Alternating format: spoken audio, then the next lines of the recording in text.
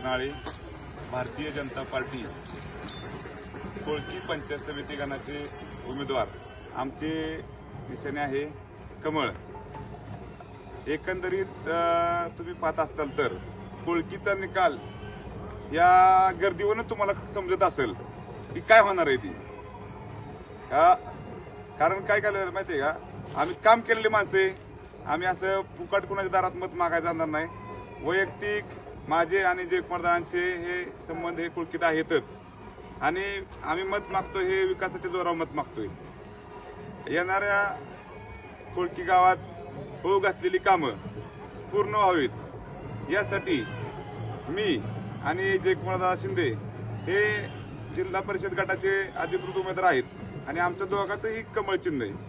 तरी मी सर्व ग्रामस्थांना एक विनंती करतो की आपण विकासाच्या मार्गावर चाललेलो आहे आणि विकासाच्या मार्गावर आपण जाऊन आम्हा दोघांनाही कमळ या चिन्हासमोर बटन दाबून प्रचंड बहुमताने विजय करावे।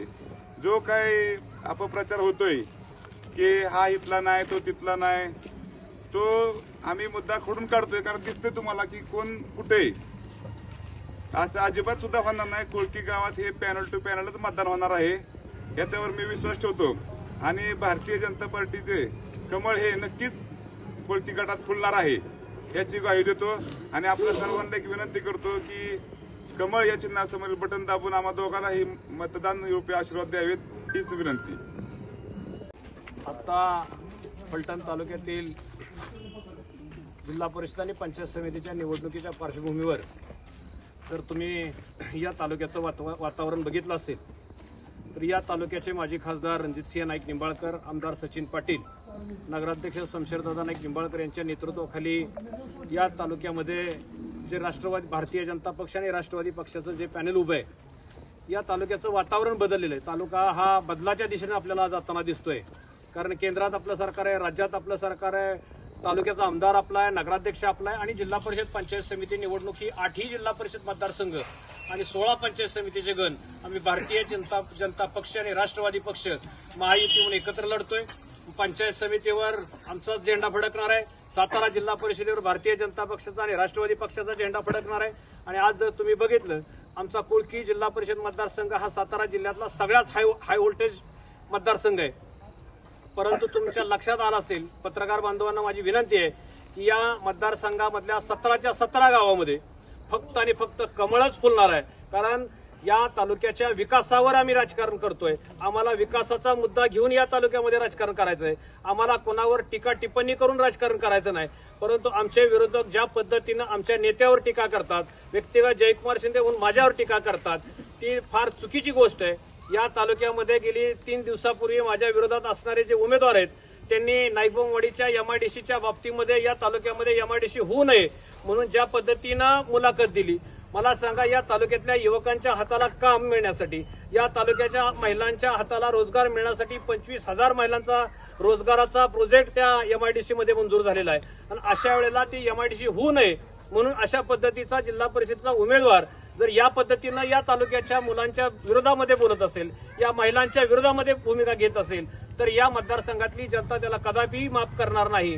आमचे दुसरे पंचायत समितीच्या विरोधातले आमचे जे उमेदवार आहेत त्यांना तुम्हाला माहिती आहे की या गावामध्ये आमच्याबद्दल ते चुकीचा प्रचार करतात। आज गेली 53 वर्षे झालं मी या गावामध्ये रहिवासी आहे। माझा जन्म जरी वेगळ्या ठिकाणी असेल तर माझी कर्मभूमी ही कोळकीच आहे आणि कोळकीमध्ये मी काम करत असताना सातत्यानं विकास असेल, पकले आमचे काही मित्र असतील, शेंड्यांचे काही मित्र असतील, हे सगळे नेवसे असतील, हे सगळे मित्र परिवार आम्ही एकत्र घेऊन त्यांच्याच मार्गदर्शनाखाली या गावामध्ये आम्ही काम करतो। भविष्यात सुद्धा या गावामध्ये त्यांच्याच नेतृत्वाखाली विकास या पंचायत समितीचा उमेदवार आज झाला।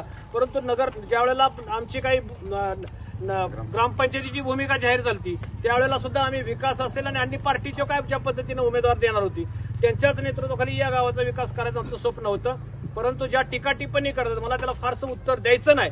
परंतु एवढं सांगतो, आज ज्या माझ्या लाडक्या बहिणी या ठिकाणी आहेत, या गावातले तरुण आमचे सगळे आहेत, या गावामध्ये कमीत कमी 1,500 मताचं लीड भारतीय जनता पक्षाच्या आमच्या दोघा उमेदवारांना या ठिकाणी मिळणार आहे। माझा आत्मविश्वास आहे कोळकी जिल्हा परिषदेचा मतदारसंघामध्ये 2,500 ते 3,000 मताच्या फरकानं आमचे सगळे उमेदवार या ठिकाणी, मी असेल, विकास असेल, त्या पंचायत समिती गणामध्ये आमचा युवराज असेल, ते सगळे उमेदवार आम्ही ताकदीनं निवडून येणार.